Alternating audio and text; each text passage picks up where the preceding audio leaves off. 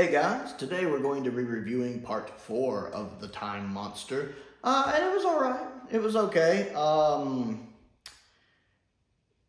It's really hard to know where to start with this one. It didn't really reach out and grab me like the first 2 episodes did, but I did find it better than part 4. Again, the restoration looks good. The location work looks way better than it has any right to, I think, so that's really nice. I enjoyed the scenes with the Doctor and the Master talking in the TARDIS more toward the end of the story. I also like the idea of the TARDISes materializing in each other. Of course, that reminds me a lot of Logopolis, even though I know this one takes place first. But it reminds me a lot of Logopolis when you kind of set up that time paradox. So it's kind of nice to see that Logopolis was kind of referencing something that was set up here. That's neat. The part when the Doctor and the Master are switching the sounds on and off and the TARDIS and doing all that feels like a little bit of filler. But it's playful. It's almost like 2 schoolboys trying to outdo each other and play pranks on each other. And you really do get the impression that these 2 used to be childhood friends and that they did things like this to each other to mess with each other. I like that. With the Master switching him off mid-sentence. I love the Master's commentary on the Doctor. Oh, he loves to have the last word, hear himself talk. I enjoy that whole bit in the TARDIS with them together. And then the Doctor rewiring so he couldn't turn him off, and then the Master doing it to where he's talking backwards. That's pretty cool.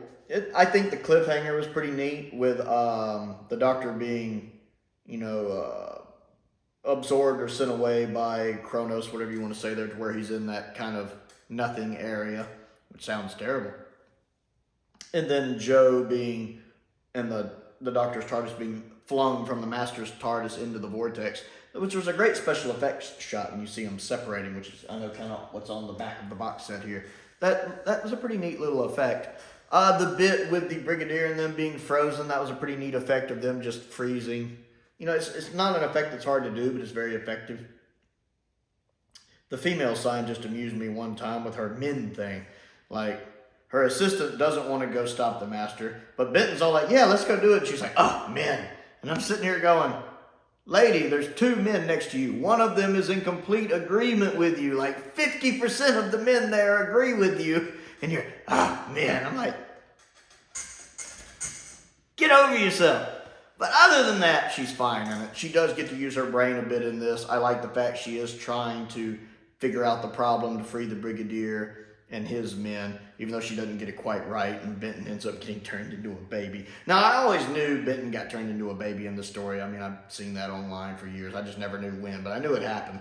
So it was interesting. The effect of it was pretty interesting, too. That's a very effective effect with him kind of shrinking down, the little actual effect they put on him. It works. I like that.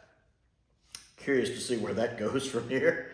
But that's pretty amusing. But I like the fact that both of the scientists are working to do something. They feel a little more, I don't know if integral is the right word, but they feel a little more involved in the story now, whereas for a couple episodes they were just kind of there.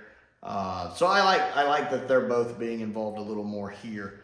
Not really a lot to say on this one. Most of what I liked was with the Doctor and the Master in the TARDIS. It's going along fine.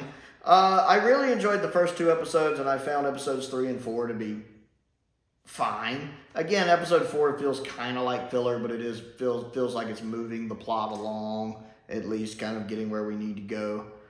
They still haven't reached Atlantis quite yet, but it was fine.